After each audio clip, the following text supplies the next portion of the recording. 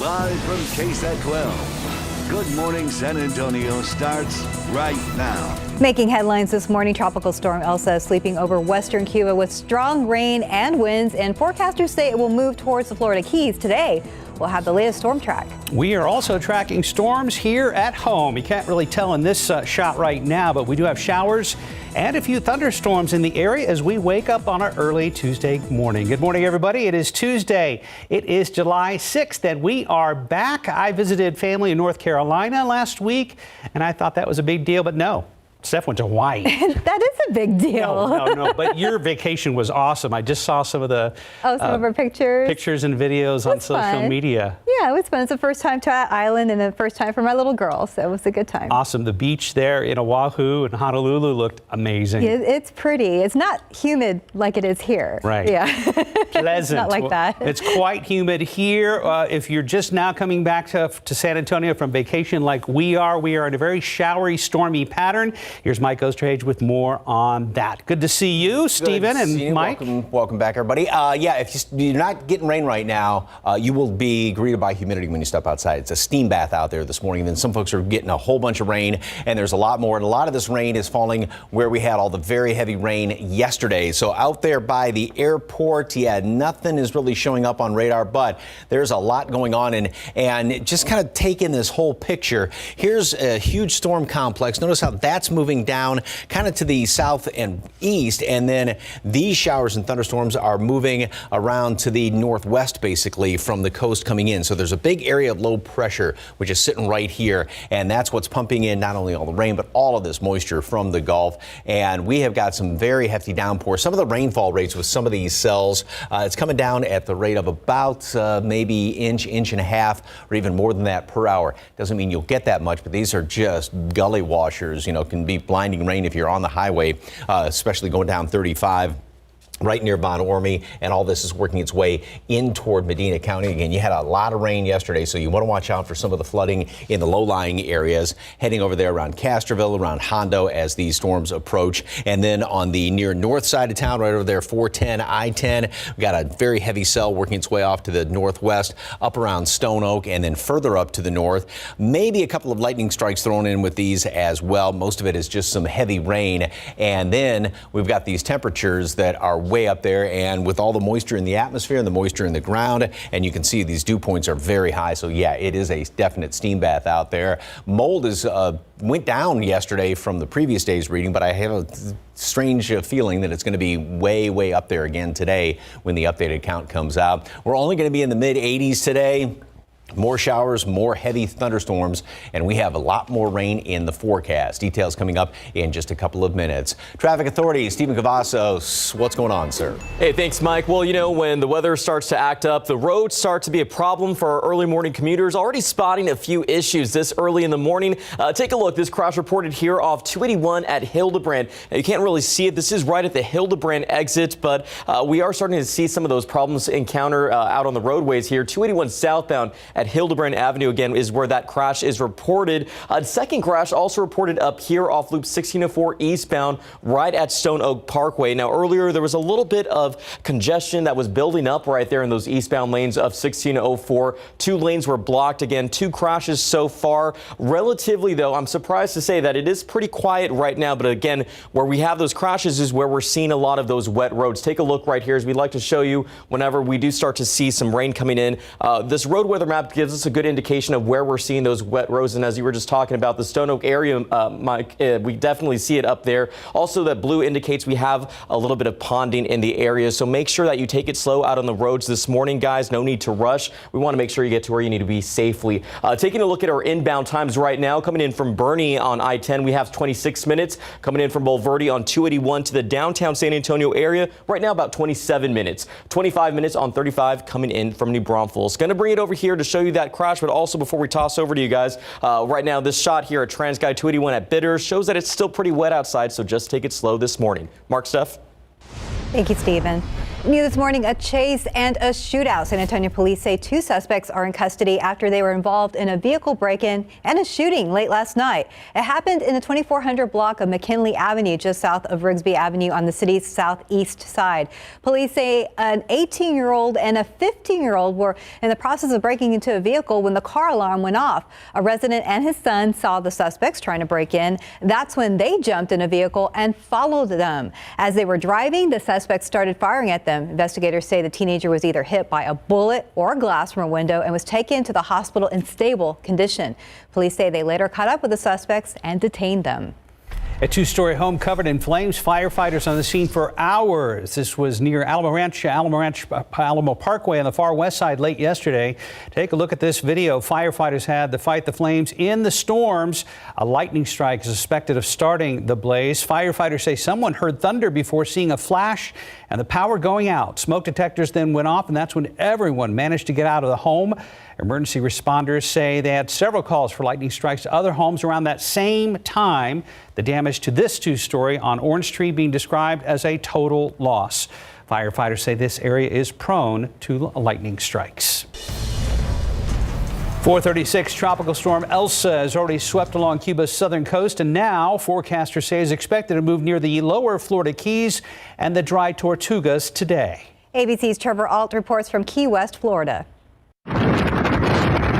After lashing the Caribbean with wind and waves, and even taking lives, outer bands of Elsa now hitting South Florida with tornado warnings and heavy rain. We're looking at heavy rainfall, flash flooding. There could be isolated tornadoes. With the storm approaching here in the Florida Keys, officials are now warning people who live in houseboats or in trailers that they need to seek safer shelter. Ginger Z in Tampa, where residents are filling sandbags. You can see, dozens of people. There's a whole line of cars that goes back to the end of this drive, and they need to get it. They have flooding even when they get a couple of inches, let alone up to a half foot.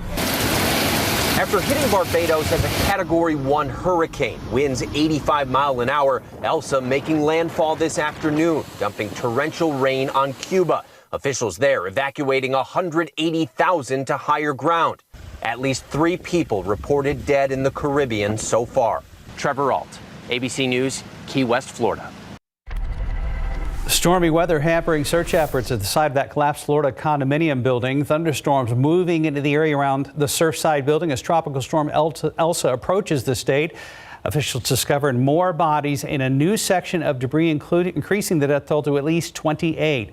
Another 117 people remain unaccounted for. The effort widened after demolition specialists successfully brought down the remaining portion of the building late Sunday.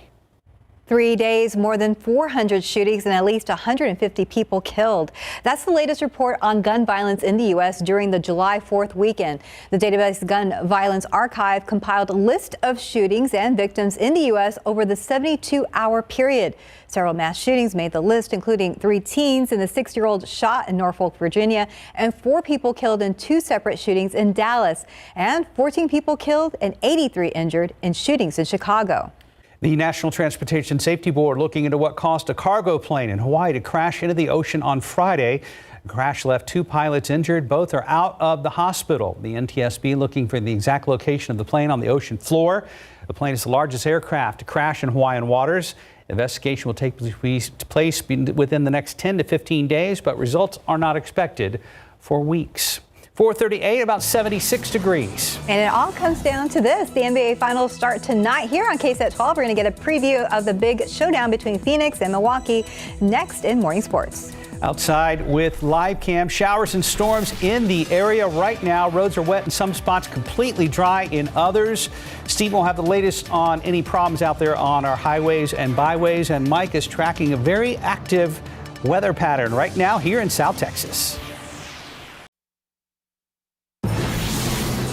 Time for a look at morning sports. This is a good sign if you're a Milwaukee fan. Giannis Antetokounmpo boarding the team charter for Phoenix and getting ready to tip off the NBA Finals tonight. That's because Giannis has not played since Game 4 of the Eastern Conference Finals against Atlanta when he hyperextended his knee. Even without him, the Bucks were able to clinch the Eastern Conference Finals in Game 6 with a 118-107 victory to close out the series.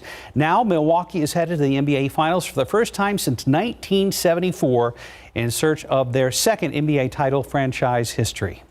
Meanwhile, the Phoenix Suns are in the finals for the first time since 1993. The team is looking for their first ever NBA championship and will be 5.5-point favorites in Game 1 at home tonight. One thing these two teams have in common is their head coaches are the product of Greg Popovich, the coaching tree, Milwaukee's Mike Budenholzer, who was Pop's right-hand man for a decade, and there's Monty Williams, who not only played for Pop, but also worked in the front office.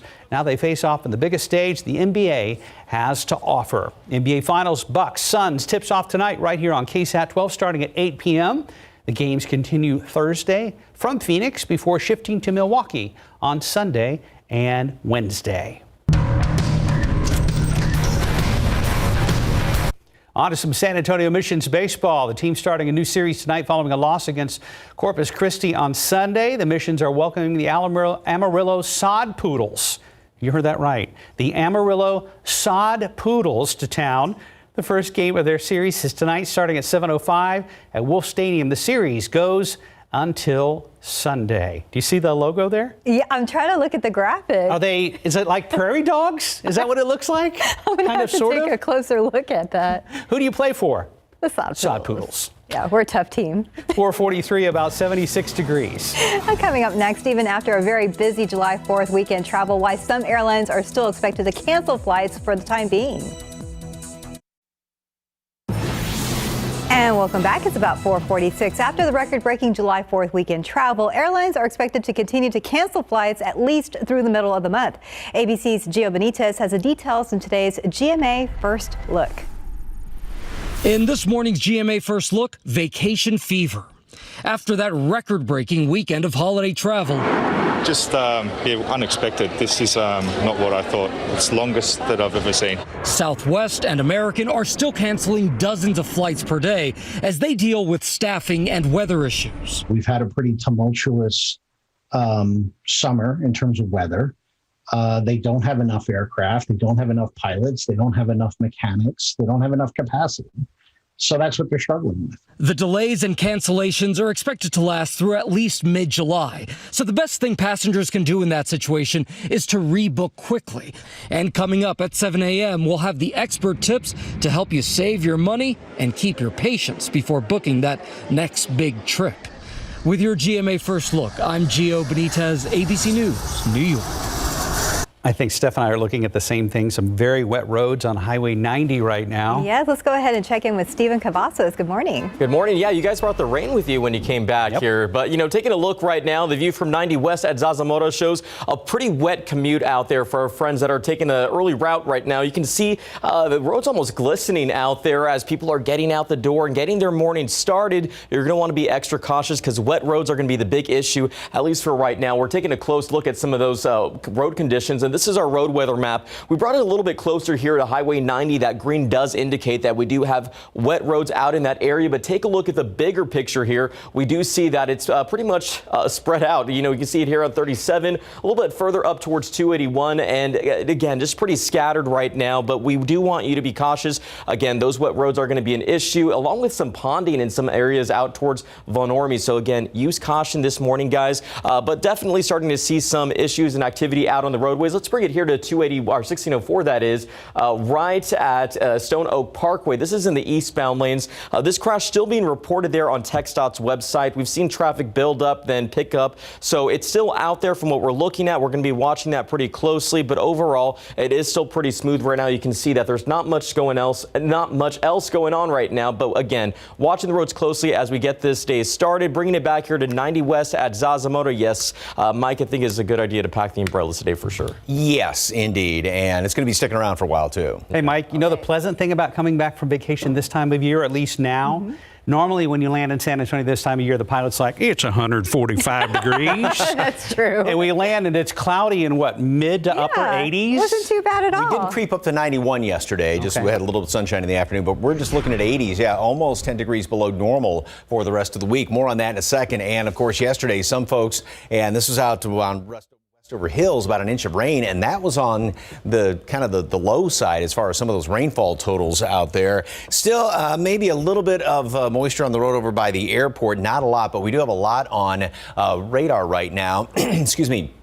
This is the estimate for the past 24 hours. And again, over on the west side of town, Medina County, down to the southwest, some of those pockets of very, very heavy rain and some of the rainfall estimates. And we had a lot of folks measuring this as well. I mean, 3, 4, 5 inches of rain.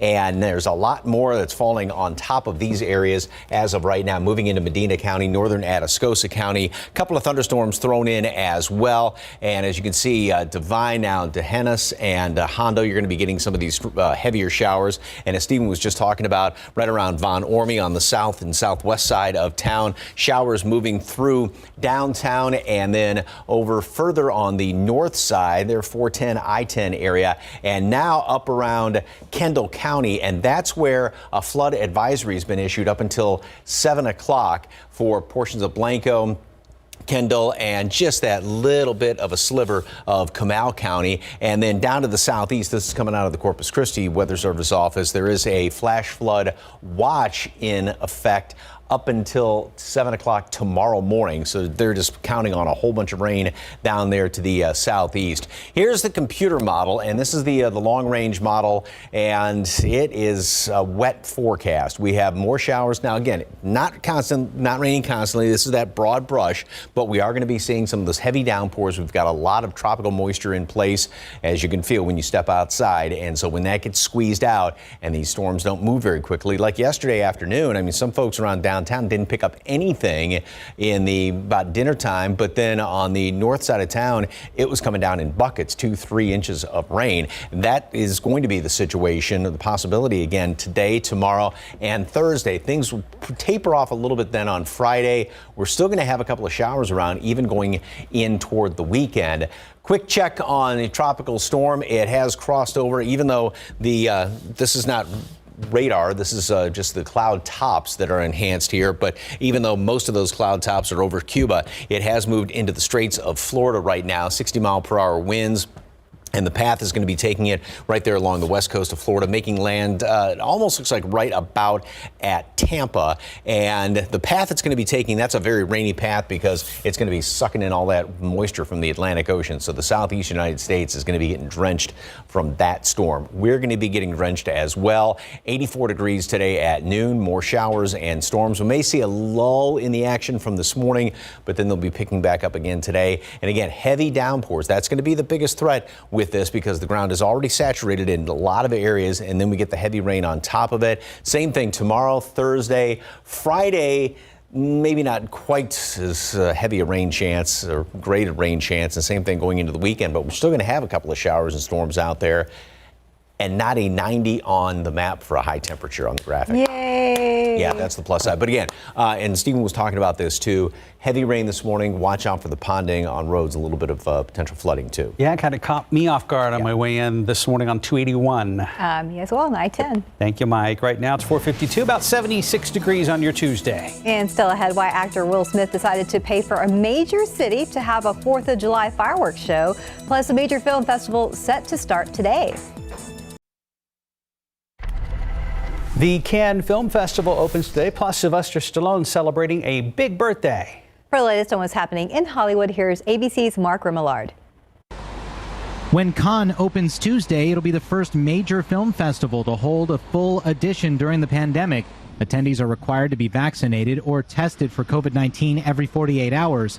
Masks are mandatory even on the red carpet.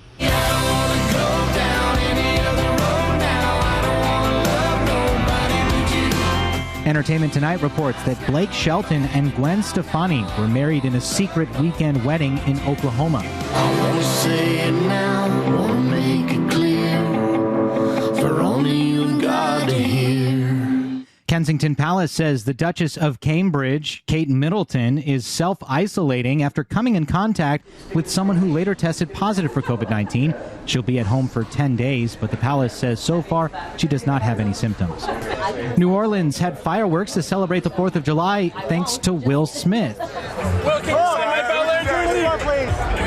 The Independence Day actor paid roughly $100,000 for the show after learning the Big Easy wasn't planning one this year. Smith is in New Orleans working on his latest film, Emancipation. A judge this weekend granted Bessemer Trust's approval to resign from Britney Spears' conservatorship. The wealth management firm was poised to take over as co-conservator. And Sylvester Stallone turns 75 today. Mark Remillard, ABC News. And time now is 4:57, and it's about 76 degrees out there. Still ahead on GMSA, stormy weather hampering search efforts at the site of the collapsed Florida condo building. That's as officials discover more bodies in a new section of debris, increasing the death toll. It's being called the fastest police car in America, but it's actually a truck. We're going to tell you how fast it goes coming up in Tech Bites.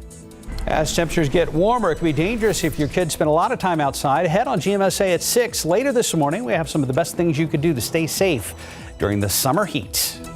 And a quick look at the roads with TransGuide. There's Loop 1604 at Wiseman. We're going to go ahead and check in with Stephen Cavazos after the break. Live from KSAT 12.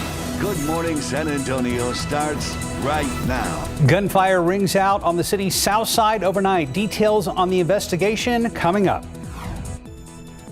With Tropical Storm Elsa approaching Florida, the search and rescue effort in Surfside continues. I'm ABC's Elizabeth Schulze. The details coming up. And taking a look outside with live cam. It's a little humid out there, and in some areas we have rain this morning. And a good morning to you. It is Tuesday, July 6th. Thanks for joining us this morning. Welcome back. Welcome back. Thank you. Aloha. Aloha. Thank you. And aloha's hello and goodbye, right? Yes, okay. Yeah, but let's say hello right now, just for now at 5:01. Yeah. Yes, let's do that. Mike Ostrade just standing by. If you're just now waking up, you hear showers and storms outside. Yep, it's happening, Mike. Yeah, we got a bunch of rain out there, and it's on top, in some places on top of what we had yesterday, which was way too much. And so there are some flooding threats going on as of right now. 77 degrees. Look at the bottom number, dew points at 75, which means it is a steam bath when you step outside. All the moisture from the rain yesterday is adding to all that. We're only going to make it to the mid 80s later on today, and rain chances, yeah, they're very good right now, obviously, with some of those showers and thunderstorms. And then we will have more good rain chances later on today, and some heavy downpours can be expected. The aquifer went up 0.2 of a foot in the past 24 hours. A lot of rain has been falling in parts of the recharge zone, so I would imagine when today's count comes out, that should be going up a lot more. And I would venture a guess that this is going to be going up as well. It did drop down, mold level dropped down significantly from the previous day, but I have a feeling it's going to be jumping up there given the fact we've got all this moisture out there. A bunch of rain is showing up on radar right now. Some very heavy downpours. Rain's coming down at the rate of about, say, inch and a half or more than that per hour. And again, this is on top of a lot of places where it rained so heavy yesterday in specifically northern Atascosa County, over in Medina County, and the western portion of Bexar County. Some of these cells are moving on through right there around Von Ormy, 410 and 35 on the west and south side of town, and then this cell that's moving over there right around the just about medical center. You're getting drenched as of right now. And then further up to the north, this is where some of the heaviest rain has fallen. There are some reports up there around portions of Kendall and Blanco counties where there's a flood advisory that about 1.25 inches of rain has fallen in just an hour and about 1.5 inches in 2 hours. So it has definitely been coming down in buckets. And so that's what's prompting the flood advisory. That portion of Comal County and then Blanco as well as Kendall counties up until 7 o'clock this morning. And there's going to be a lot more, I would imagine, some advisories posted throughout the course of the morning with this heavy rain that's falling. Also, a flash flood watch is in effect for our extreme southeastern counties. That's until 7 o'clock tomorrow morning. So just a good indication that this is going to be around for a while. Showers, storms, very humid this morning, and then throughout the day today, some heavy rain can be expected in pockets. Some folks may not see rain this afternoon, like was the case yesterday, but if you do, it's going to be coming down. Same thing tomorrow, and then the rest of the week, I think we'll have still a fairly decent chance of rain on Thursday, and it's going to start to taper off a little bit. But still, a couple of showers can't be ruled out, thunderstorms, and only in the 80s through the rest of the week, even going into the weekend. Details coming up in just a couple of minutes. Traffic Authority, Stephen Cavazos, a lot of rain out there, a lot of problems. What's going on? You know, it's a little bit scattered right now, Mike, and I think if anybody has any plans to travel over the next few days, they're going to want to be keeping a close eye on the weather and the roads as well. Take a look at the view. A few shots from TransGuide show that we see some wet roads in areas like US 90, 281 at Bitters as the morning's getting started. Yes, I know that I also encountered some problems on 281 as well coming into work this morning. So take it slow this morning. morning because right now that we do see some wet roads out there in the area. So take a look right here. Most of that up to 281 is what we're seeing. A lot of the wet road conditions. This is our road weather map. Pretty familiar with it by now if you are just tuning in with us. This gives us an indication on where we're seeing those wet roads and some ponding, as you can see out towards Von Army. That green does again indicate it's pretty slick outside. So again, check your tires as well before you're going to be traveling anywhere this morning. But we do want to bring your attention to some crashes, though, that have already come up in our system. Loop 1604 westbound at Shanefield Road. This was just reported on KSAT's website also a little bit earlier this morning. Watching this one closely, and another one causing a little bit of a buildup over here off Loop 1604 eastbound right at Redland Road. One lane is blocked, and you can see that yellow means that we're starting to see things slow down. So be cautious out there and give our first responders plenty of room to get that scene clear. We also have a stalled vehicle over here off I-35 southbound right at Rittiman, not causing any issues. Still early enough to where we're not seeing a lot of big delays right now, guys, but you're going to want to be very slow this morning.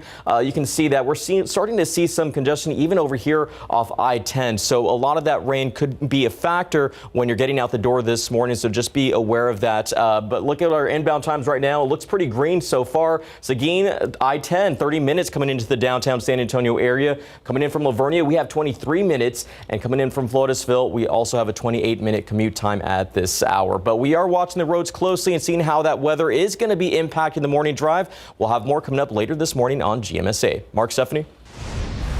Thank you, Stephen. New this morning, San Antonio police trying to figure out what led up to a man being shot in the neck on the city's south side overnight.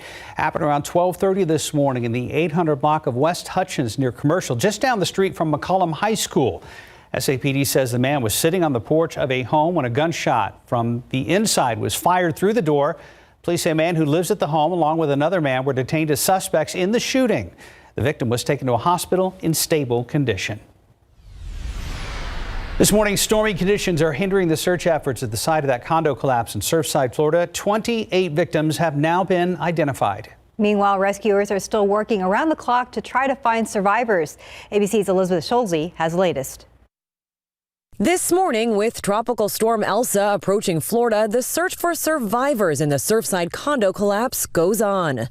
First responders working through pouring rain and strong winds, only pausing for lightning. I'm in awe of the men and women of the USAR task force teams who've been continuing to brave dangerous and changing conditions.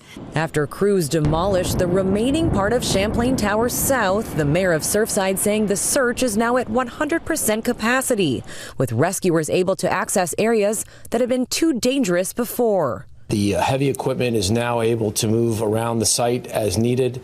The looming threat of that building, the dangerous situation where debris could fall down is now eliminated.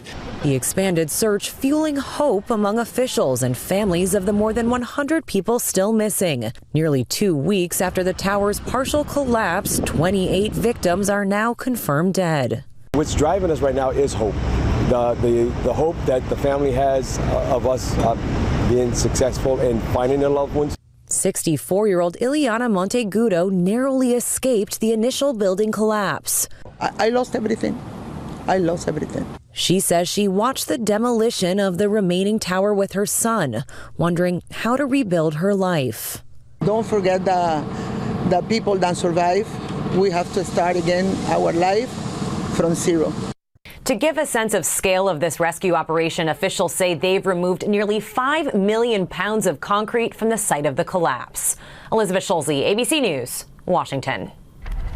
Here at home, we now know it was a combat veteran who spent 10 years serving our country who was killed early Sunday morning when a truck rammed into his SUV. It happened at the I-35 and Highway 281 interchange. 33-year-old Jose Luna died in that crash. His family says Luna was on his way home from his U.S. Postal Service job when two men in a truck hit his SUV.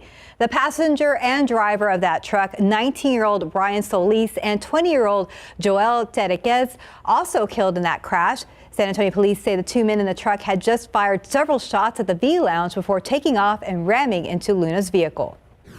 He was thriving, and unfortunately this happened. We will continue to love him and his family like he loved us while he was alive. Every single one of us will hop in our car and hop on the first thing smoking to get over there to help them. Luna's family tells us he served the country for 10 years, completing 3 combat tours and was awarded 2 Purple Hearts. It's now 5:09, still 76 degrees. And still ahead, we're getting a look at the fastest police car in America that's actually a truck. And up next, why you may want to consider ditching the eggs and toast this morning for some good old-fashioned chocolate. What a new study says about having chocolate for breakfast. That sounds like a plan. And taking a look outside with live cam, you can see some of the raindrops there on our camera. There's rain here and there, and if you're not getting rain, it's pretty humid out there. Be prepared. We'll be right back. 5:13, chocolate for breakfast probably sounds like a bad idea, right? But thankfully, according to researchers, it may be a good idea. Good news. New scientific research suggests swapping out bacon and eggs for some chocolate can actually lead to weight loss. That's according to members from Brigham and Women's Hospital in Boston. A group examined 19 women who ate 100 grams of chocolate within 1 hour of waking up each morning. The team then compared weight gain to people not eating chocolate. Results found morning chocolate eating did not lead to weight gain in these women and can actually increase fat burning ability and reduce blood glucose levels. So based on this information, maybe consider a chocolatey bowl of cereal this morning as you get ready to head out the door. I think the specific information, though, is maybe a little bit of like dark chocolate. Yeah. Nibble on that when you first get up. I wouldn't reach for the Count Chocula for sure. Not the whole bowl of cereal. No, maybe not. Not a huge chocolate cake. That probably doesn't count. I was going to reach for Snickers, but apparently that's full of all sorts of stuff not included in this study. Well, you know, peanuts, a protein. It might be an overall good maybe morning breakfast. Maybe one bite. 5:14, about 76 degrees. And still ahead, why Airbnb has blocked tens of thousands of bookings in what's being called a party crackdown. Your mission: stand up to moderate to severe rheumatoid arthritis and take it on with Rinvoq. Rinvoq, a once-daily pill, can dramatically improve symptoms. Rinvoq helps tame pain, stiffness, swelling, and for some, Rinvoq can even significantly reduce RA fatigue. That's Rinvoq relief. With RA, your overactive immune system attacks your joints. Rinvoq regulates it to help stop the attack. Rinvoq can lower your ability to fight infections, including tuberculosis. Serious infections and blood clots, sometimes fatal, have occurred, as have certain cancers, including lymphoma, and tears in the stomach or intestines, and changes in lab results. Your doctor should monitor your blood work. Tell your doctor about any infections, and if you are or may become pregnant while taking Rinvoq. Take on RA. Talk to your rheumatologist about Rinvoq relief. Rinvoq, make it your mission. If you can't afford your medicine, AbbVie may be able to help. In today's Tech Bites, we could find out the full extent of a ransomware attack today when thousands of businesses reopen after the holiday. The attack targeted a company which provides IT management for businesses. A Russian hacker group is demanding $70 million in Bitcoin to end the attack. Airbnb remains serious about its ban on parties. More than 50,000 bookings have been blocked in 15 cities, generally from people under 25 who don't have a history of good reviews. The company banned parties at its properties last year at the height of the pandemic. And finally, the fastest cop car in America is actually a truck, a Ford pickup that can go from 0 to 60 in under 6 seconds. New tests reportedly show the Ford F-150 police responder has a top speed of 120 miles per hour. Those are your Tech Bites. Have a great day. 5:18, time to check traffic again. Let's check in with Stephen Cavazos. Those roads look pretty wet from over here. Yep, and you know what? We're going to want people to make sure that they're not speeding, that they're following the speed limit right now because, yeah, we're seeing a lot of those slick roads. Take a look at the view from TransGuide at I-10 at Woodstone. As we pointed out earlier, it almost looks like the road is glistening there, and especially where it curves up, you're going to want to make sure that you slow down and you make sure you have your lights on as well before you head out the door this morning because we are seeing a lot of those slick roads and some ponding in the areas. But actually, as we're looking at a road weather map just now, a lot of those wet roads are still out here, perhaps towards Von Ormy. That green does indicate, again, we have some pretty wet conditions outside because of that weather that we just experienced coming into work. Some of us got caught in those showers, so just some caution this morning, guys, because we're starting to see some issues picking up this at this hour. Take a look at this crash, still reported here off Loop 1604 eastbound, right at Redland Road, one lane blocked. We know that there's some high water that was reported there a little bit earlier this morning, but that yellow doesn't indicate we're starting to see a slowdown, but it is still early enough to where it's not slowing down very dramatically. Just again, prepare to see these crashes out there, and just make sure that you give first responders plenty of room before you head out the door and drive in the area this morning. I-35 southbound at Rittiman, we're also seeing a stalled vehicle as well. But overall, we're not seeing a very, very busy morning. Just some wet roads out in the area. Bringing it back here to TransGuide here at I-10 at Woodstone. Again, just take it slow is the best way to go. If you're headed back to work today, might want to grab an umbrella just in case, Mike Osterhage. Yeah, keep it handy. And then the big problem we're going to be dealing with, and Stephen alluded to it, is the runoff. Because, a lot of areas picked up 3, 4, 5 inches of rain yesterday, and then it's raining on top of that. And then, of course, the situation yesterday where you may have heard a lot of thunder, smelled rain, but it wasn't raining there. And then not too far away, it was just coming down in gangbusters. And that's going to be the situation once again today. At the airport, it doesn't look like there's much of anything, unlike that shot over there at 10 at Woodstone. But we do obviously have a lot of scattered rain. Once again, not everybody's seeing it, but if you are seeing this rain, it, like I said, is coming down in buckets. Some of these cells, which have eased up a little bit, but as they move through Atascosa, portions of Frio County, rain was coming down at about an inch, inch and a half per hour. So very hefty rainfall amounts. Castroville along 90, just to the south of Tejenas, we got that cell. And notice how everything is kind of wrapping around in that counterclockwise fashion with a big low that's kind of sitting just to the south of our area. And that's, think of it as a big wheel that's spinning in a counterclockwise direction, pulling all this moisture in here from the Gulf of Mexico. A lot of rain on the west and southwest side. So if you're over by 90 around SeaWorld area, you're going to be getting a lot of that rain down around Von Ormy as well. On the north side, it's starting to ease up a little bit in and around the medical center, but still that's going to create kind of a mess this morning. And the heaviest rain has been in around Blanco, around Kendall counties this morning. Some reports about 1.25 inches of rain in an hour, 1.5 inches in less than 2 hours. So that is what is causing flooding problems. That's what's prompting the flood advisory for that area. Portions of Kendall, Blanco, as well as Comal counties up until 7 o'clock this morning. Wouldn't be surprised if there's more advisories and or probably not warnings, but more advisories posted this morning. And then the flash flood watch in our southeastern counties, Live Oak over toward Beeville, Victoria, up until 7 o'clock tomorrow morning. Yesterday, we did creep up to 91. We had a little bit of sunshine out there at the airport before some of those storms moved on in here. 97 Cotulla and just knocking at the door of 100 in Laredo. Today, with a lot more in the way of cloud cover, temperatures are going to be held into the 80s. Only Del Rio is forecast to be up around 90 today and just mid 80s all around the area. So about 10 degrees below normal. Of course, heat index will still be up into the 90s just because of all that humidity. And the humidity is just thick as can be. It's a steam bath when you step outside this morning. And this situation is going to be sticking around for the next couple of days. 84 at noon, showers, some thunderstorms. We've got the rain out there this morning. May see a lull in the action late morning, early afternoon, but then it's going to pick back up in the afternoon and heavy downpours. That's the thing you're going to have to watch out for this morning. It's going to be coming down hard and heavy at times. 88 high temperature today. And then we are going to be in the, basically mid 80s the next few days.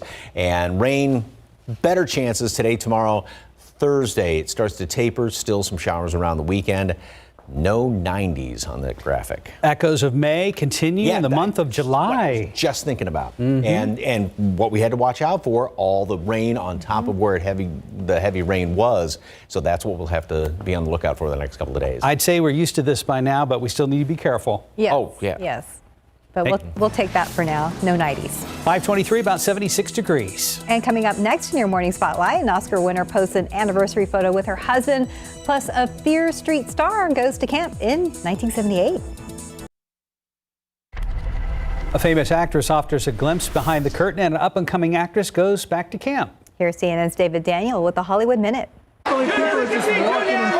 For all of her red carpet appearances and interviews, Julia Roberts keeps her private life, private. Fans got a rare glimpse over the holiday weekend when the Oscar-winning actress posted an anniversary selfie with her husband, Danny Moder, and the caption, 19 years, just getting started. You are our last chance. How do we end this? You have to go back to 1978, the first day of camp.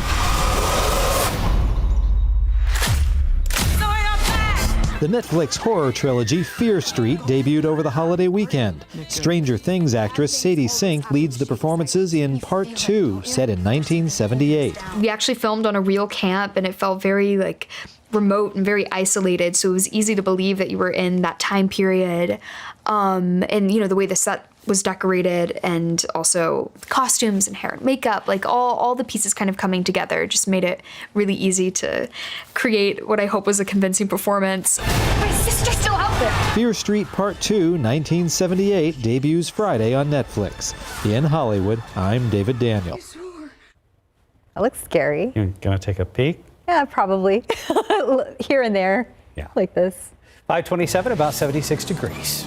Tropical storm Elsa is expected to make its way from the northern coast of Cuba into the Gulf of Mexico. We're going to get an update on the impact it's expected to make on the U.S. If you're like many people wanting to help those affected by the condo collapse in Florida, there's some scammers out there looking to take advantage. We'll tell you about these scams and how to avoid them. Plus, gas and oil prices are still going up, and it doesn't look like they'll stop anytime soon. We're going to tell you why. Roaches found inside a Northeast Side restaurant's refrigerator. Still ahead on GMSA at 6, what El Sabrosito de Jalisco Mexican restaurant scored during their latest health inspection.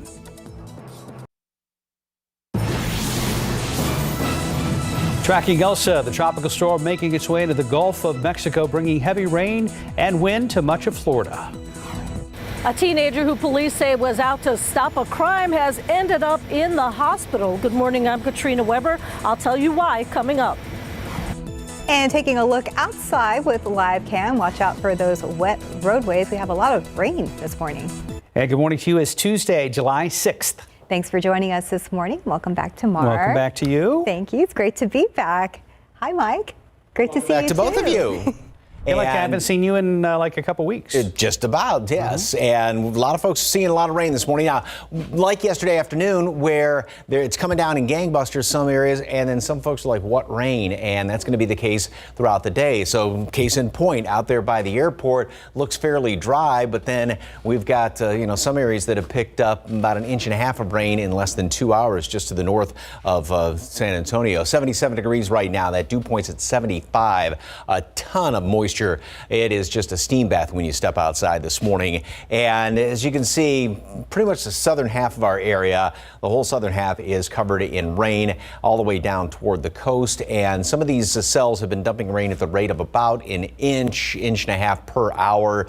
And this is on top of where it's already rained. Medina County, you picked up a lot of rain yesterday, northern Atascosa County, and this is where some of these cells moved on through. And as you can see there in western Medina County, as of right now, just about the Dehennis, you're getting drenched fairly well. And then this cell is covering most of the southwestern half of Bexar County from Von Ormy up around SeaWorld, getting up in toward the medical center. It's not as heavy there, but still a few light showers. And, again, then you go just down the road and it's not raining at all. A lot of rain, though, up to the north. And this is where there were some reports that about 1.25 inches fell in hours time. And that's what's prompting the flood advisory for portions of Kendall, Blanco and Comal County up until 7 o'clock. So for the next hour and a half. And you got to watch out for runoff today just because it's raining where it has already rained. The ground is fairly saturated. Flash flood watch in our southeastern counties up until 7 o'clock tomorrow morning. Good indication that there's a lot more rain in store. Mold did drop down about 1/10 of what it was the previous day. I have a feeling that's going to be going up, just given the fact we had so much rain around here yesterday. 80 at noon, 85 for a high temperature, and a lot of heavy rain around the area, and more rain in store for the next couple of days. Details coming up in just a couple of minutes. Traffic Authority Stephen Cavazos, all the rain out there, is that causing big problems? We're seeing some problems, much like the way that people are seeing that rain. We're seeing some problems here and there, but, it's kind of scattered right now, Mike. And we're taking a look here at some TransGuide shots showing you how things are shaping up for this Tuesday morning. 281 at Basse shows a pretty smooth commute right now. Dry roads even here at 37. But take a look at Loop 410 right there. We see some wet roads, even some here on 35. And as we're seeing these shots, it shows that, we do have some of those wet roads and there are some dry roads out there. And I know I had encountered some wet roads coming into work work this morning here on 281. As we're going to continue to show this throughout the morning, when we start to see weather act up, we like to take a look at our road weather map. And again, if you're not familiar with this, a little bit of this green does mean that we have some wet roads, and the blue means we have some ponding, which, of course, if you live out in any of these areas, you want to use some extra caution before heading out the door this morning, because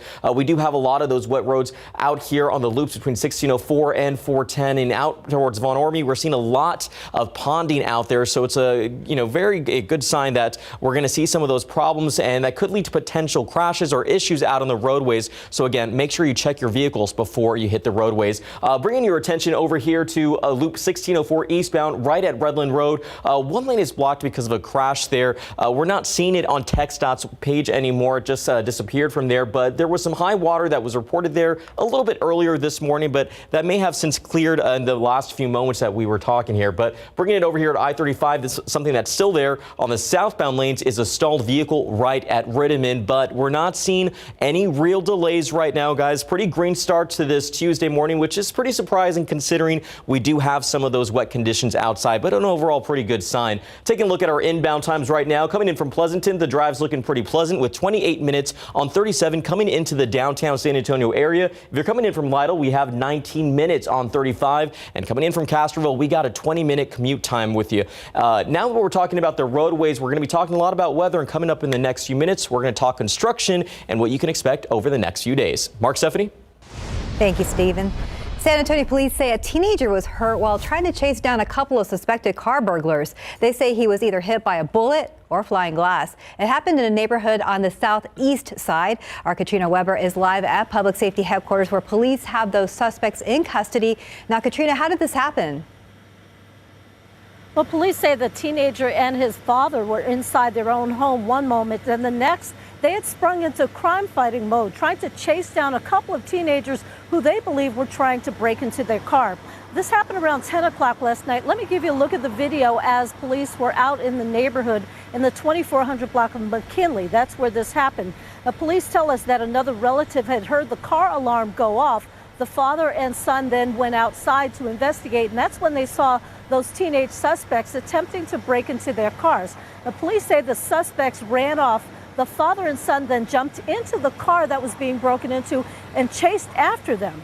At some point, they rounded the corner where they saw the teens, and then that is when police say that the suspects fired a shot at the car that they were trying to break into, injuring the son. Now, they're not sure if the son was either hit by or grazed by a bullet or perhaps some of the flying glass, but he was taken to a hospital to get checked out. Police say he should be okay. They did manage to track down those two teenage suspects, found out they're 15 and 18 years old, and took them into custody. So it looks like they will be facing charges. And again, police say that the teen who was hit by the bullet or the glass should be okay. Reporting live from Public Safety Headquarters, Katrina Weber, KSAT 12 News. Thank you, Katrina. 5:37. Elsa's tropical storm force winds battered Cuba on Monday ahead of expected U.S. landfall on Florida's west coast. It will bring rain and wind to the entire southern portion of the state, adding another challenge to Surfside rescue efforts. Karen Kefa reports. Elsa made landfall along the south coast of Cuba Monday as a tropical storm, then weakened as it moved across the island. It's not expected to strengthen too much in the Gulf of Mexico, but South Florida preparing, from sandbag distribution in Hillsborough County to Key West businesses taking caution. I don't want to predict that it will be nothing, but generally speaking, when it looks like this, it's not all that much to worry about. Elsa's greatest impact is expected on the state's west side, with a Wednesday landfall forecast about 2 hours north of Tampa Bay. But meteorologists say the storm is unorganized. A system like this one, Elsa, that's not well structured, it really spreads out. So some of those rain bands could be hundreds of miles away from the center. On Florida's east coast Monday night, those rainy outer bands had reached Surfside, adding to the challenges at the collapsed Champlain Towers South condominium site. First responders ended Monday with 117 people still unaccounted for. They've pushed ahead no matter what is thrown in their way. Forecasters expect Elsa's wind and rain to pass Surfside within days. Back to our more typical summertime type weather by the middle of the week and by the end of the week. Seen here from the International Space Station, Elsa is expected to head up into Georgia and the Carolinas before exiting back into the Atlantic. I'm Karen Kefa reporting. Many Americans loaded up the car for a road trip to celebrate the 4th of July weekend, but they had to budget more for gas. Oil prices are way up, and that doesn't appear to be changing anytime soon. OPEC Plus's scheduled meeting for today was canceled. The announcement dashed hopes for an agreement to increase production. The average price of a gallon of regular gas in the U.S. is $3.13 a gallon. That's up 95 cents from 1 year ago. Here in San Antonio, we're paying about $2.70 a gallon on average. Afghan military officials say the U.S. left Afghanistan's Bagram airfield after nearly 20 years by slipping away in the night without notifying the base's new Afghan commander. He discovered the Americans' departure more than 2 hours after they left. Afghanistan's army showed off the sprawling air base, providing a rare first glimpse of what had been the epicenter of America's war to unseat the Taliban. The U.S. announced last Friday it had completely vacated its biggest airfield in the country in advance of a final withdrawal. The Pentagon says it will be completed by the end of August. 540, about 76 degrees. Still ahead, why potential home buyers looking for entry-level homes are having a tough time finding good options. Up next, if you're thinking about helping those affected by the condo collapse in Florida, we have some important information that'll help you avoid being scammed. And taking a look outside with a live cam, you can see those wet roadways. Be prepared for rain today, even a lot more. So go ahead and grab that umbrella. We'll be right back. As more updates become available on the condo collapse in Florida, officials are sending out a warning about scammers setting up false charity sites. Unfortunately, some are hoping to profit off this tragedy. CNN's Mandy Gaither has what you need to know. In times of tragedy, donating money is often a path toward healing, and scammers know this. We've seen the best in people. Unfortunately, you also see the worst in people. While many remain unaccounted for after the condo collapse in Surfside, Florida, the state's chief financial officer is sending out a warning. Anyone who may want to donate money toward relief efforts should beware. There are fraudulent GoFundMe accounts that are already popping up. We've already had some scammer who's developed some type of a non-for-profit out of New Jersey who has tried to create this opportunity to steal people's information, identity. To avoid scams, the Federal Trade Commission says to block unwanted calls and text messages. Never give out personal or financial information in response to an unexpected request. Resist the pressure to act immediately. Legitimate businesses give you time to make a decision. And before you give, talk to someone you trust. It could help you realize whether you're dealing with a scam. For the Surfside tragedy, officials say the Volunteer Florida website is the state-sponsored way to donate money. If you give money to a GoFundMe account, you might as well be throwing it out your window of your car. I just want to incredibly discourage it. You can't do enough due diligence to ensure your GoFundMe donation is going to a noble cause. For Consumer Watch, I'm Mandy Gaither.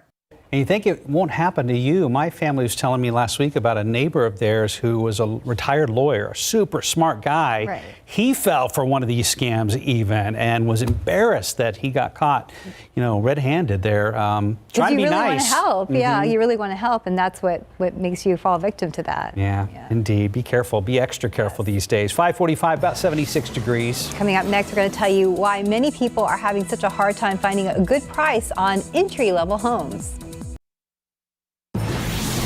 And welcome back. It's about 5:47 in your morning consumer headlines. Buying a house is proving tough for people looking small. The Wall Street Journal reports the supply of entry-level homes is at a 5-decade low. Those homes are generally considered to be under 1,400 square feet. The lack of supply is driving up prices and competition for the homes on the market. Video game giants like EA and Take-Two are seeing a future in mobile more than ever before. After seeing profits spike during the pandemic, the big company's now buying up studios focused on mobile games.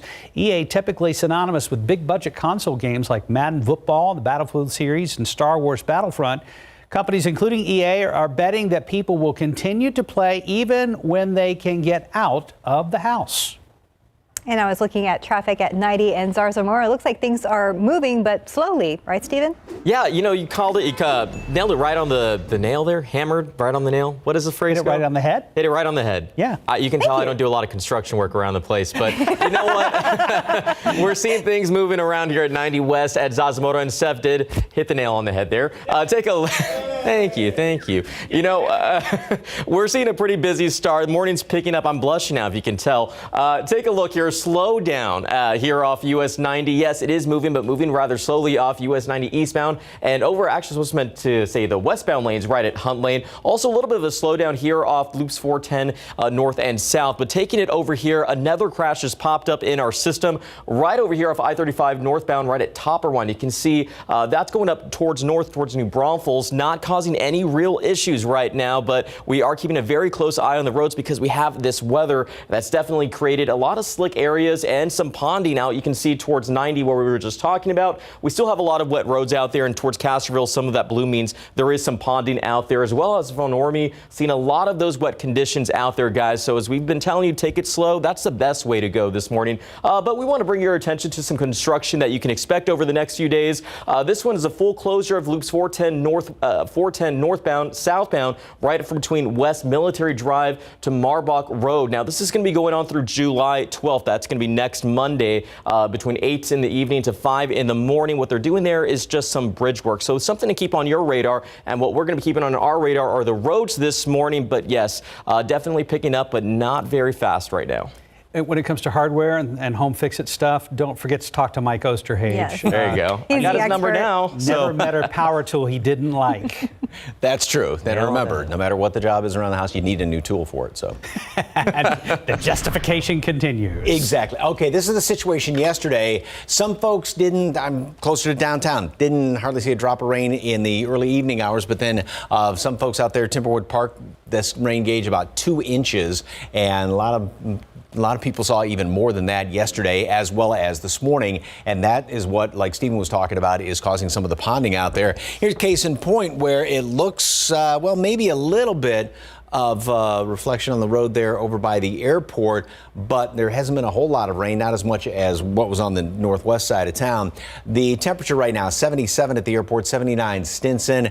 Very, very warm. We're still about 3-4 degrees above normal right now. And the problem has been, and like Stephen was alluding to, with the ponding on the roads, because the rain has been coming down in some places about an inch and a half per hour. So it was definitely coming down hard and heavy down around Cotulla. A lot of very heavy rain in Medina County, and then a lot more down to the southeast. And some of these showers have been moving through. This is northern Atascosa County, and then over into Medina near D'Hanis, a lot of heavy rain as well. And again, these are dumping rain at the rate of about inch and a half per hour. Then in town, and it's primarily on the west side as of right now. Just covering all of 90 over there from 410 over to 1604, heading a little closer to downtown, and then on the near northwest side of town, a couple of these showers on top of that. A few scattered ones further up to the north, maybe a little bit, well, kind of sort of near the airport, but then further up to the north, it is continuing to rain there in portions of Kendall County, heading in toward that big area is heading in toward Bernie. And some of these spots have picked up. This is where earlier this morning it was an inch and a quarter that was reported in less than an hour, and about an inch and a half in 2 hours. And so that's what's prompting that flood advisory for portions of Blanco, Kendall, and Comal counties. And then the flash flood watch for our southeastern counties up until 7 o'clock tomorrow. The advisory, by the way, is for up until 7 o'clock this morning. Quick check on Tropical Storm Elsa. 60-mile-per-hour winds crossed over Cuba. It's in the Straits of Florida right now, centered almost halfway between Cuba and the Keys. Welcome back. Meet KSAT's newest reporter. John Paul Barajas is one of a number of Barajas men who have worked at KSAT in the past. Now he's begun filing reports for KSAT. Our web team asked him a few questions to help introduce him to our viewers. We have the article online at ksat.com. He's a good guy. Interned here. Now he's back. Right now it's 5:57. TxDOT has started on a major project to redesign the Loop 410 I-10 interchange on the east side of town. Still ahead on GMSA at 6 when construction work is expected to start. Plus, with high temperatures throughout the summer, it can be dangerous if your kids spend lots of time outdoors. We have some tips on how to stay safe during the summer heat. And the latest information on a suspect shot and killed by San Antonio police after he shot at a KSAT news crew and officers. That's next on GMSA. Right now, outside with TransGuide, heavy traffic at 90 at Zarzamora on the other side of the freeway. Wet roads, showers and storms in progress, dumping a lot of rain in some spots. Mike and Stephen have more coming up at the top of the hour.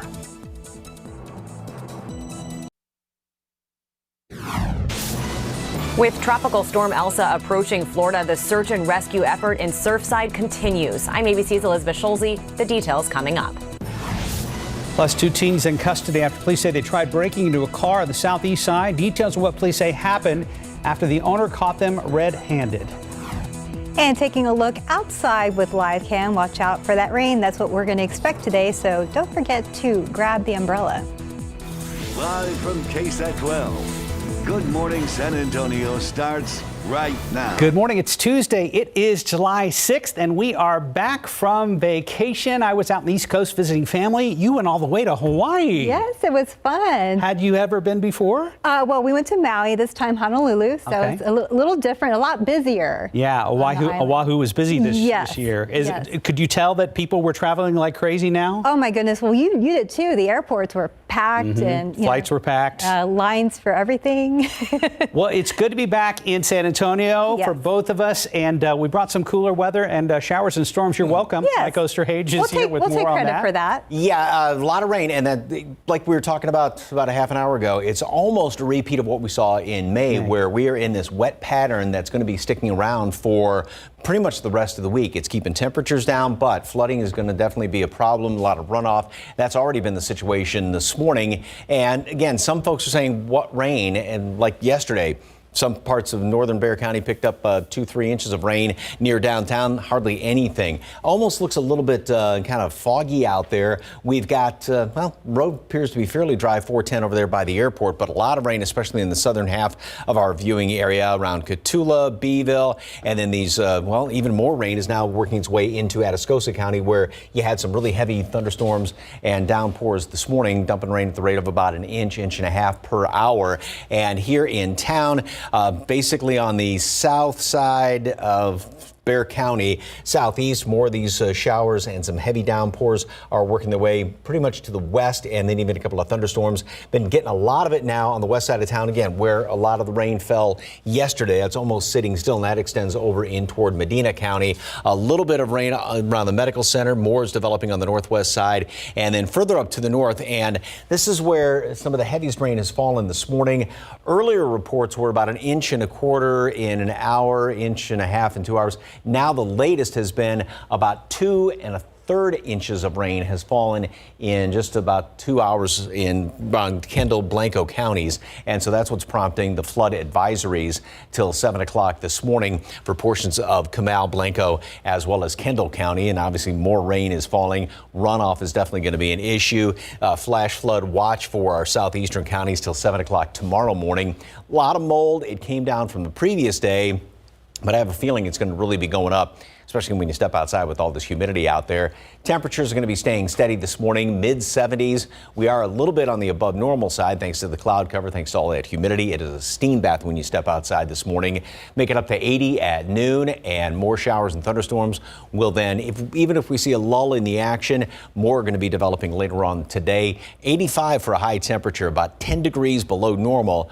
Of course, with the humidity, still going to feel like it's in the low 90s and potentially some heavy rain. More rain in the forecast. Details in just a couple of minutes. Getting ready to hit the roads. Traffic Authority, Stephen Cavazos. What is the latest, sir? Keeping a close eye here off US 90. The view from TransGuide at Zazamoto shows that it is moving. Traffic, that is moving a little bit slow right now at this hour, and it's possibly because of this weather that we are seeing out in the area. Take a look right now at the map. At least we see US 90 westbound at Hunt Lane. And specifically in those westbound lanes where we're seeing that slow down 51 miles per hour right now. But what we want to show you again is the road weather map that we've been showing you throughout the morning. Take a look. We're seeing a lot of that ponding out there, also along 90, which is possibly could be leading to some delays. I'm working with our friends at TransGuide to see if we can get a camera shot up and show you how things are really developing out there now that the morning is starting to really get going here. But you can see we do have a lot of wet roads that people are going to want to be cautious of if they're going to have any road plans here on 37. We're still seeing some of those slick roads,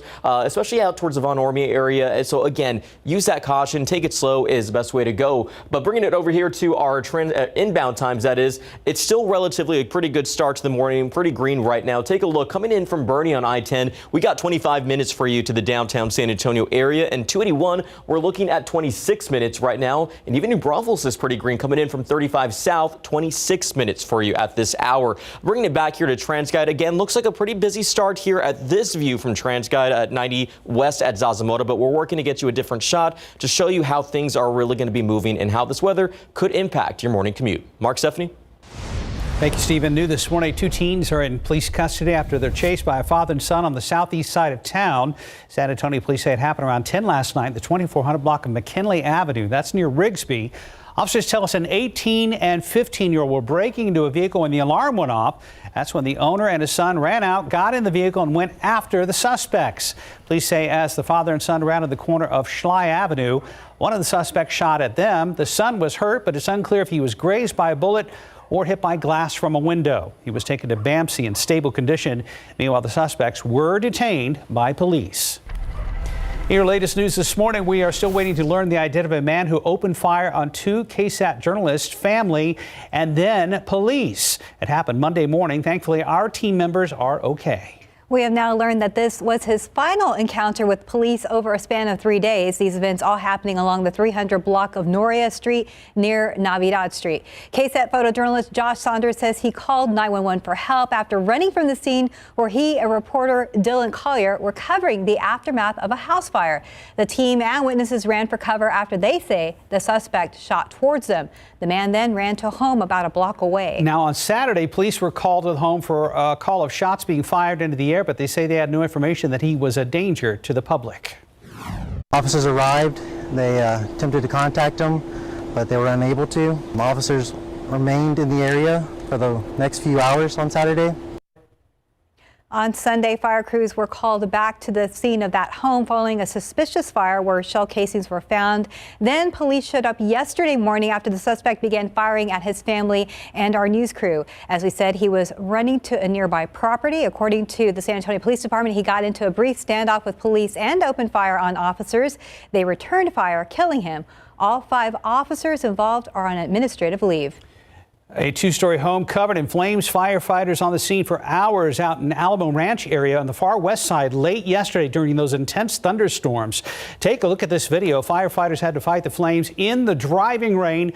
A lightning strike suspected of starting the blaze. Firefighters say someone heard thunder before seeing a flash and the power went out. Smoke detectors went off and that's when everyone got out.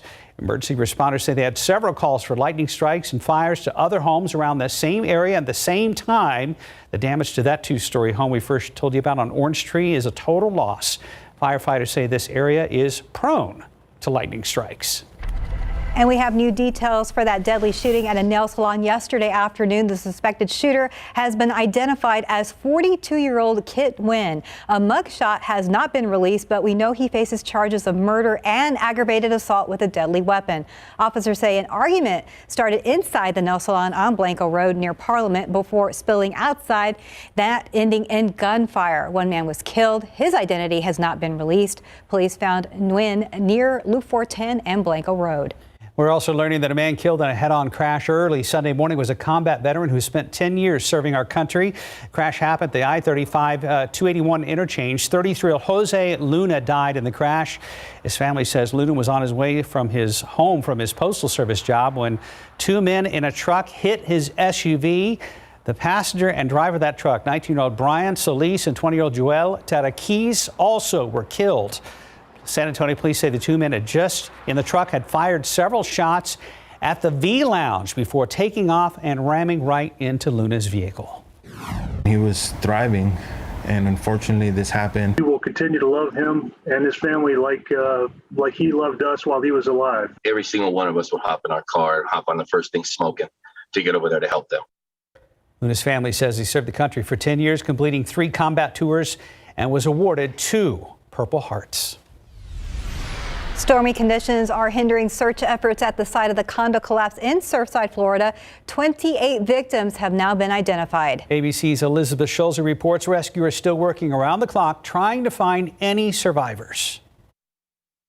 Good morning. Tropical storm Elsa isn't expected to directly hit Surfside, Florida, but it is creating tough conditions for first responders as the search and rescue effort continues. This morning, with Tropical Storm Elsa approaching Florida, the search for survivors in the Surfside condo collapse goes on.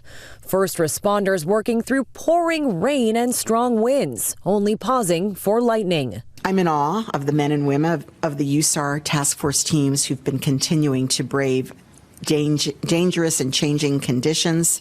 After crews demolished the remaining part of Champlain Tower South, the mayor of Surfside saying the search is now at 100% capacity, with rescuers able to access areas that had been too dangerous before. The heavy equipment is now able to move around the site as needed.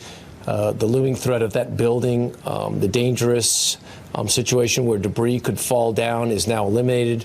The expanded search fueling hope among officials and families of the more than 100 people still missing. Nearly 2 weeks after the tower's partial collapse, 28 victims are now confirmed dead. To give a sense of scale of this rescue operation, officials say they've removed nearly 5 million pounds of concrete from the site of the collapse. Elizabeth Schulze, ABC News, Washington. In your morning headlines, the leader of an Iran-backed Iraqi militia has vowed to retaliate against America for the deaths of 4 of his men in a U.S. airstrike. He says it will be a military operation everyone will talk about. He also told the Associated Press that the electoral victory of Iran's hardline judiciary chief will strengthen Iran-backed militant groups throughout the Middle East for the next 4 years.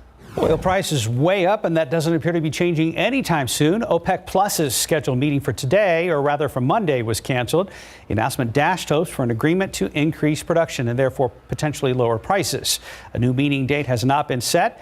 Average price for a gallon of regular gas here in the U.S. is $3.13 a gallon. 6:11 outside with live cam. Showers and storms still in the area. Mike's going to have a look at the forecast in a few. But Steph, what's coming up next? Well, Mark, Airbnb is cracking down on people hosting parties. Details on how many bookings the company has already canceled. And plus, we could find out the full extent of ransomware attack today. After the break, how much money a Russian hacker group is now demanding. Welcome back. 6:15 in your tech news this morning. We find out the full extent of a ransomware attack today when tens of thousands of businesses reopen after the Independence Day holiday. The attack targeted a company which provides IT management for many businesses. A Russian hacker group is demanding $70 million in Bitcoin to end the attack. It comes less than a month after President Biden pressed Russian President Vladimir Putin to stop providing safe haven to ransomware gangs. If you have plans to rent an Airbnb this summer, you may want to listen up. The company says it is serious about its ban on parties. More than 50,000 bookings have been blocked in 15 cities, generally from people under 25 who don't have a history of good reviews. The company banned parties at its properties last year at the height of the pandemic. Let's check on traffic at 6:16. How's it looking, Stephen? Well, it's definitely not a party over here off US 90 at Medeo Creek. You can see that as we wanted to get that shot and show you guys a little bit earlier. It is definitely picking up right now. The rain that is, you can see coming down there from that view of TransGuide and traffic building. As we showed you, there was a slowdown that we were seeing there off 90 right at Hunt Lane, taking you to the map right here. You can see this doesn't really show it as what we were seeing on the camera, but traffic is slowing down there in that area from that shot. We're also seeing a major slowdown over here off State Highway 151 eastbound west and westbound right at Petrenko. Traffic slowing down there to 42 miles per hour, which is a little unusual for this time of day, but you know, the weather is looking a little unusual as well. Take a look there. We also have high water reported out here of Southwest Loop 410 right at Marbach, but giving you a bigger scope, all that action is happening where we're seeing some ponding and some wet roads. And we're going to show you this view at TransGuide once more as it's picking up here. It's really coming down there, US 90 again at Medeo Creek. Traffic slowing down. Take it slow this morning, guys. We're going to be watching the roads. Ooh, got some lightning in there too. That was scary. Yeah, it's really coming down out there, Mike Osterhage. Yeah, and you know, maybe inch and a half rainfall rates per hour. So it's going to be obviously a lot of runoff out there. And then some folks aren't getting any rain right now. And that's, you know, like yesterday afternoon, too. That's going to be the situation today. But, yeah, you want to watch it. And that's going to be, there's more rain on the way there. I'm going to show you radar in just a moment. Temperatures right now are normal low, average low is 74. So 75 here in town. Maybe a little bit of some rain cooled air. But the humidity is just a steam bath out there this morning. Showers and thunderstorms this morning. More more heavy rain not only this morning but also this afternoon. More rain through the rest of the week, especially the next couple of days. It'll start to taper off, and yeah, only in the 80s, mid 80s, and then just getting up to the upper 80s by the end of the week. Here's what it looks like out there by the airport, and still maybe a little bit of rain out there, but it doesn't look like a whole lot. But here's what it looks like on radar right now. And first of all, we've got a lot more rain in Atascosa County, where you had a lot earlier this morning. This is moving up to the primarily northwest. Everything is sort of, think of a big circle around here, moving in a counterclockwise direction. And then here in town, there's the lightning strikes that we just saw on that TransGuide shot out there. A lot more rain is coming on in. So you're getting a lot right now, and then all this is going to continue to work its way through the kind of southern half of town and move over in toward the western part of Bexar County. So you've had a lot of rain. You're going to be getting a lot more rain, unfortunately. And like I said, these red cells, it's coming down at the rate of about inch and a half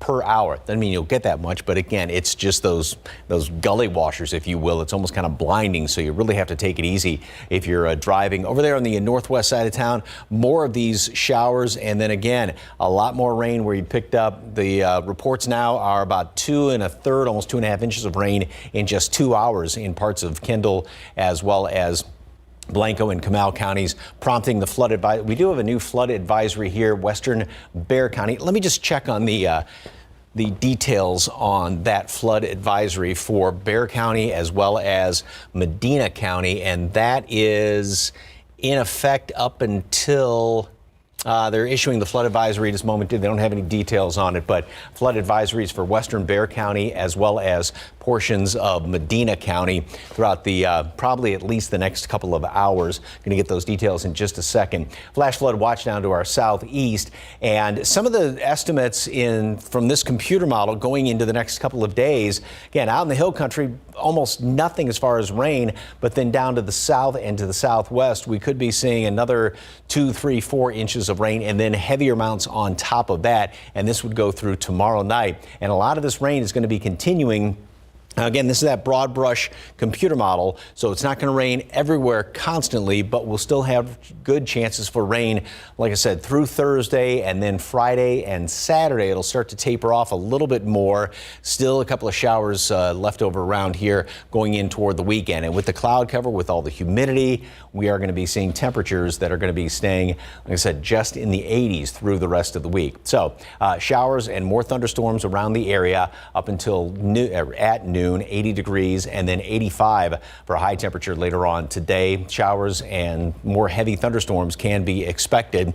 And same thing tomorrow as well as on Thursday. Then we go into the latter part of the week, and no numbers, no end time on that flood advisory as of yet, but that's going to be in effect, like I said, for Bexar and Medina counties for, my guess is, at least the next couple of hours. Mike, I just checked our Weather Authority app, and it looks like it's through 9 a.m. 9 o'clock? Okay. Yeah, there's a lot of details in this one, but I think that's what you're looking for. I was looking at the Weather Service chat site over there, and they haven't come out with that yet. But okay, for the rest of the morning commute on the west side of town. Yes, sir. Well, be careful. Thank you, Mike. 621, about 75 degrees. And this 4th of July weekend broke records when it came to travel. Coming up in your GMA First Look, when airlines are expected to cancel flights when they are expected to do that through.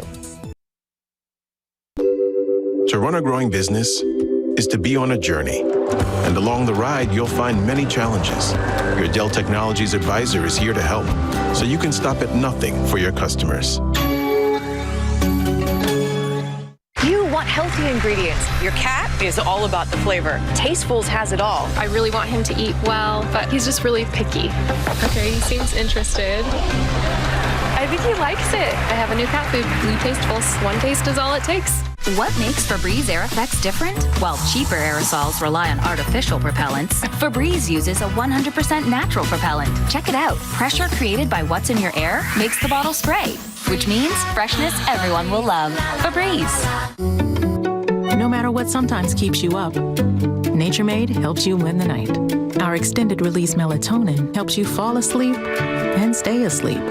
Nature Made, the #1 pharmacist recommended vitamin and supplement brand. In this morning's GMA First Look, vacation fever. After that record-breaking weekend of holiday travel. Just unexpected. This is not what I thought. It's the longest that I've ever seen. Southwest and American are still canceling dozens of flights per day as they deal with staffing and weather issues. We've had a pretty tumultuous summer in terms of weather. They don't have enough aircraft. They don't have enough pilots. They don't have enough mechanics. They don't have enough capacity. So that's what they're struggling with. The delays and cancellations are expected to last through at least mid-July. So the best thing passengers can do in that situation is to rebook quickly. And coming up at 7 a.m., we'll have the expert tips to help you save your money and keep your patience before booking that next big trip. With your GMA First Look, I'm Gio Benitez, ABC News, New York.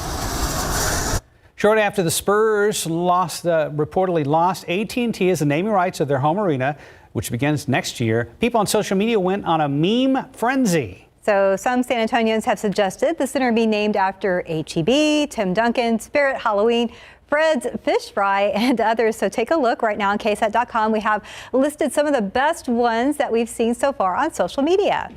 Yep, there are many there. There's What a Center for Whataburger, of course, based here in San Antonio. There's Fred's Fish Fry Center.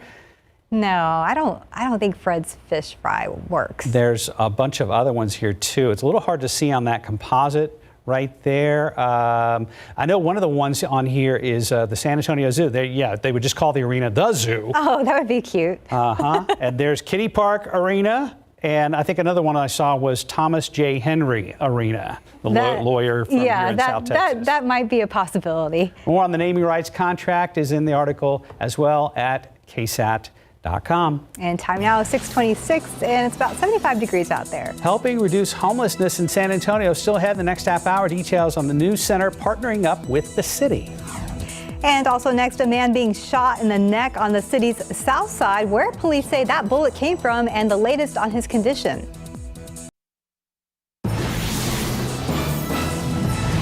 A couple of suspected car burglars are in custody, and police say it's due in part to a father and son crime-fighting team.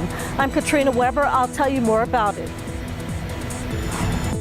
All eyes are on Tropical Storm Elsa this morning as it approaches Florida's coastline. Just ahead, details on how it will impact rescue efforts at the Condo collapse site. Outside with live cam, lightning, thunder, torrential downpours, and has nothing to do with Elsa. We have an active weather pattern here in South Texas. Radar has been lighting up all morning long. Good morning, everybody. Welcome back.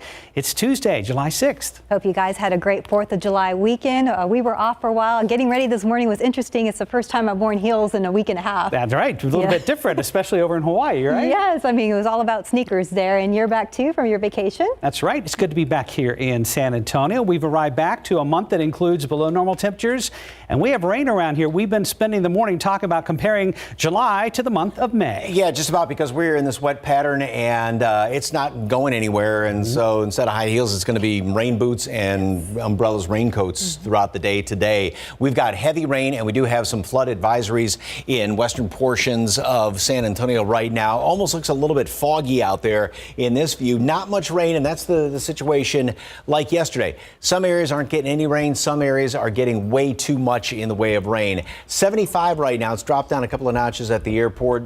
Humidity remains very high with that dew point up to 74. So here's what's going on. And notice how we've got this big counterclockwise spin. There's a low sitting on top of us, and this thing is not going to be moving anytime fast. And this is where the biggest concern is right now in the western side of San Antonio and Bexar County. And it has been raining, and then more of these showers and thunderstorms have been popping up. And as you can see, more cells are developing here on the southeast side of town, and it's going to be working its way on in there. And these cells right now, the estimates, and you can see where it is just lit up with the red and purple, the very intense downpours, and some of the rainfall rates in some of these cells anywhere from 2.5 to 2 3/4 inches per hour. Now, that doesn't mean you will get that much rain, but it is coming down just in buckets. It is blinding rain out there, especially if you are on 1604, 410 over there on 151 in the SeaWorld area, and then even up getting kind of in toward Leon Valley and also northwest portions of Bexar County going into Medina County. And then also further up to the north, as you can see there, 1604, a lot of that heavy rain is falling, and further up to the north, and that's where a lot of rain has already fallen around Kendall and Blanco counties this morning. So we've got flood advisories for Kendall, Blanco, and Comal County. About 2.5 inches of rain in just a couple of hours up there earlier this morning. That advisory is in effect till 7 o'clock. And then this advisory for the western half of San Antonio and western portion of Bexar County and then into Medina County. This is in effect for the next few hours up until 9 o'clock this morning. More rain is going to continue. Runoff is definitely going to be an issue, ponding on the roads. And then we've got the flash flood watch for our southeastern counties through tomorrow morning. So that is just an indication that a whole lot more rain is expected through the next 24 hours at least. Mold is high from yesterday's count, but I suspect that is definitely going to be going up. Very heavy rain this morning, showers and thunderstorms, very humid, more heavy downpours can be expected today. Tomorrow we'll still see more rain around here the next few days, and then even more rain, although it's going to be tapering off, and temperatures only in the 80s. If you're getting ready to hit the roads, Traffic Authority, Stephen Cavazos, what's the latest? You know, Mike, we have a pretty busy start now as we're getting things moving. We're starting to see these issues pop up over on our radar here. You can take a look at TransGuide US 90 videos. We showed you a little bit earlier. There was a lot of rain that's still going on out there in the area. You can see that it is picking up a little bit, but we want to bring your attention to the maps right now because we have a few issues that are happening. First, this crash is happening over off I-10 eastbound, right at WW White Road. You can see a little bit of a slowdown there, but we're going to go ahead and take you back over here to this slowdown that we're seeing here off State Highway 151 eastbound, westbound, right at Petrenko Road. Take a look there. Traffic in those eastbound lanes slowing down to 42 miles per hour. Jumping over here, though, to Loop 410 northbound, southbound at Culebra, another slowdown. And all of it happening while we're seeing this weather pattern over here with our roads. You can see we still have a lot of wet roads, ponding, even some fog up there near 281. So make sure you use your low beams there. We have also, it looks like a lane closure there because there is a stalled vehicle off Loop 410 right at Bandera Road. We're watching the roads pretty closely, but it is picking up. Right now, our inbound times look relatively green. 281, we're seeing a little bit of a slowdown, 28 minutes coming in from Bulverde, as well as Lavernia. We're looking at 25 minutes right now to the downtown San Antonio area. Bringing it back here to TransGuide. Yes, picking up here at US 90 at Medio Creek, but we will be watching the roads closely. Just take it slow this morning, guys. Thanks, Stephen. There's a saying that crime doesn't pay. Crime fighting can also come at a price, as a father and son found out. San Antonio police say the two were trying to stop a crime in their southeast side neighborhood when the son was injured. Katrina Weber is live at Public Safety Headquarters with that story. Katrina, we understand he may have been hit by gunfire. Yeah, police say either he was grazed by a bullet or possibly hit by flying glass after the two suspects they were chasing shot at them. This happened right in their own neighborhood. Now, police say that the father and son told them that they were inside their home in the 2400 block of McKinley when they heard their car alarm go off, then noticed two people breaking into the vehicle. This was around 10 last night. Those suspects got scared off. Police say the father and son then jumped into their car and chased after them. When they got around the corner on Schley Avenue, they say they spotted the two suspects who then shot at them. And again, police say either the bullet grazed the teenage son or caused him to be cut by glass.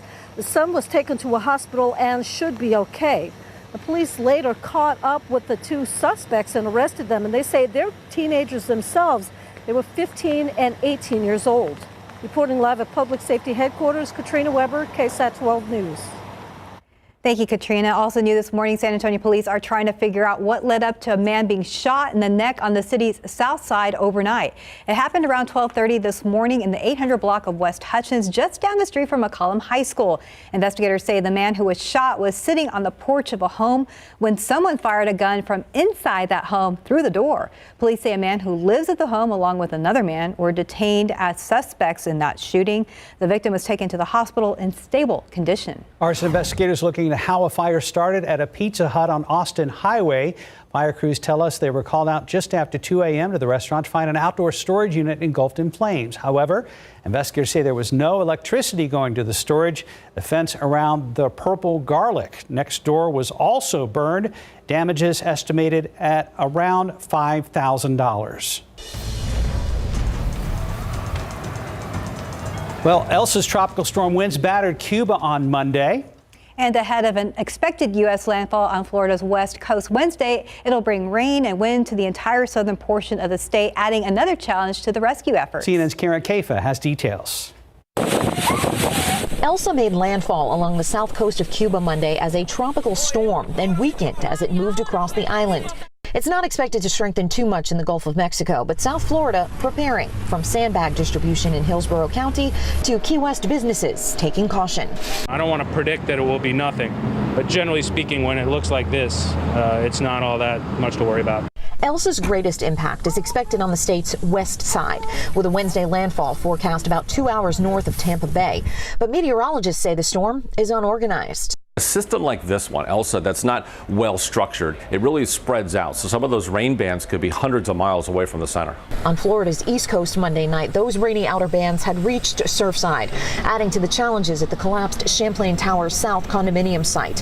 First responders ended Monday with 117 people still unaccounted for. They've pushed ahead no matter what is thrown in their way. Forecasters expect Elsa's wind and rain to pass Surfside within days. Back to our more typical summertime type weather by the middle of the week and by the end of the week. Seen here from the International Space Station, Elsa is expected to head up into Georgia and the Carolinas before exiting back into the Atlantic. I'm Karen Kafa reporting.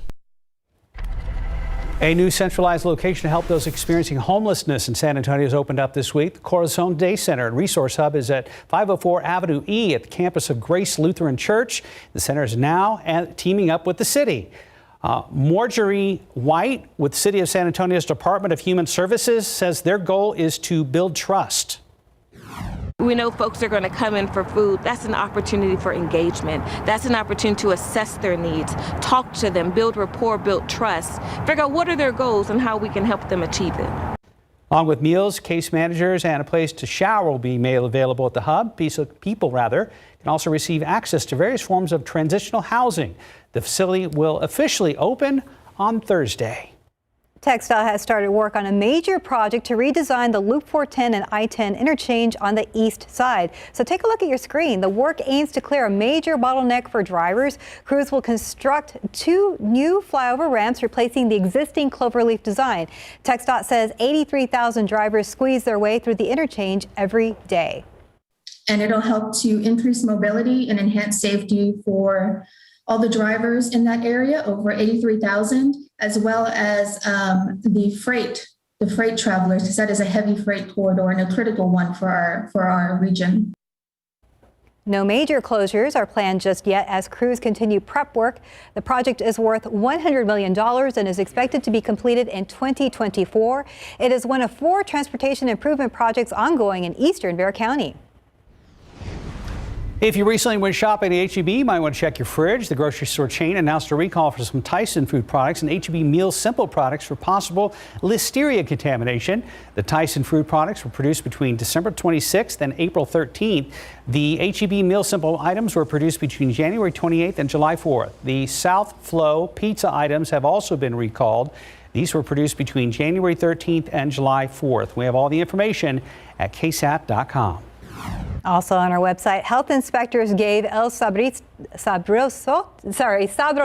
de Jalisco Mexican restaurant on Naco Perrin Boulevard a pretty low score after live roaches were found earlier this year. It received a score of 73. Inspectors also say it was written up for storing employee medicine above the food prep area. We have more details and the scores of other restaurants on KSAT.com. Just search for Behind the Kitchen Door. And time now is 6:42 and it's about 75 degrees out there. As temperatures get warmer, it can be dangerous if your kids spend a lot of time outside after the break. Some things you could do to stay safe. But right now, breaking weather alert from Mike Osterhage in the Weather Lab. Weather Service just issued a flash flood warning for a good portion of Bexar County, and you can see it right here. It covers basically the western, northwestern, about third of Bexar County, all of the western half of San Antonio. There's been about almost 2.5 inches of rain that has fallen in roughly an hour and a half. We're going to keep you updated. But again, a flash flood warning up until, let me check the time of this. It does not give I don't see an expiration time as of yet, but flash flood warning for western Bexar County 9:30 until 9:30. More coming up in just a moment.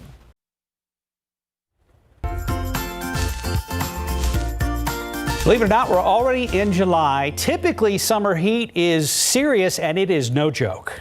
That means your children will probably be spending a lot of time outside, but the warmer weather can be dangerous for your kids, especially for the younger ones. In fact, kids' body heats up 3 to 5 times faster than adults. So what are some ways to tell if your children are suffering from heat exhaustion? Dr. Jendi Haag, a local pediatrician, lists some signs you should be on the lookout for. Signs of heat illness are basically going to be things like, I feel nauseous, I feel like I'm going to faint, I have a headache, your body temperature goes up, you can have cramps, things like that. So when your kids are complaining about that and you're outside, pay attention. And if you can, get into a cool environment. Another crucial element to keeping your kids safe from the extreme heat, hydration. Dr. Haug says your children need to be drinking as much water as you're drinking, if not more. Let's go to Stephen and get an update on that flash flood warning from Mike. But first up, Stephen. Yeah, you know, it's getting pretty busy out there, Mark and Steph. We're seeing a view of a crash that's happening out here of I-10 at WW White. Pretty hard to see and make through some of this camera shot because of the conditions we're seeing right now outside. But you can definitely make out where those flashing lights are. It looks pretty bad outside from what we're looking at on TransGuide. Taking a look at where that crash is, exactly I-10 eastbound at WW White Road. We're starting to see a lot of slowdowns, guys. Take a look over here where we're seeing a lot of these major slowdowns, including where we're seeing, actually this is some high flooding over here. It's not meant to say crash, but we're seeing some high flooding off Loop 410 northbound, flooding at exits 7, 8, and 9. But crashes we're starting to see pop up a little bit more. And as we mentioned, some of those slowdowns, especially here off State Highway 151 eastbound and westbound, right at Petrenko. It doesn't look like it's getting any better. Right now, traffic moving at 45 miles per hour. And you can see another crash reported here off Hunt Lane and Petrenko. But take a look here right now. It's looking pretty colorful now on our road weather map. A lot of blue and a lot of green. As we mentioned, that blue does indicate we have a lot of ponding out in the area right at 90 and even up towards 410. Seeing a lot of slick roads also where that crash was reported this a little minute ago. But taking a look back here at the shot at TransGuide, Mike, looks pretty bad outside right now. Yeah, and it's coming down, especially on the west side of town. I know that was over toward the east where a lot of heavy rain is falling. Flash flood warning is in effect for a good portion of Bexar County, northwestern Bexar County, the western half of San Antonio. This, as you can see, the southern boundary is just about 410. This is in effect up until 9:30 this morning. And here's what it looks like on radar right now. And these showers and storms have continued to develop just in about the past hour and are continuing to move right on top of where it's already rained. Obviously, a lot of heavy rain in and around town as of right now. Some of the 24-hour rainfall estimates, and these numbers are coming in at about 3.5, close to 4 inches. But there are some reports that there's been about 2 inches, 2.25 inches of rain in roughly an hour in the flash flood warning area in the west side of San Antonio and Bexar County. Flooding is definitely, obviously, an issue. Runoff, ponding on the roads. It's coming down at a blinding rate, basically, coming down at the rate of about 1.5 inches, 1 3/4 inches, close to 2 inches per hour. And that extends from Leon Springs in through the western portion of Bexar County. And then in downtown, we're seeing some of these heavy storms. And the problem is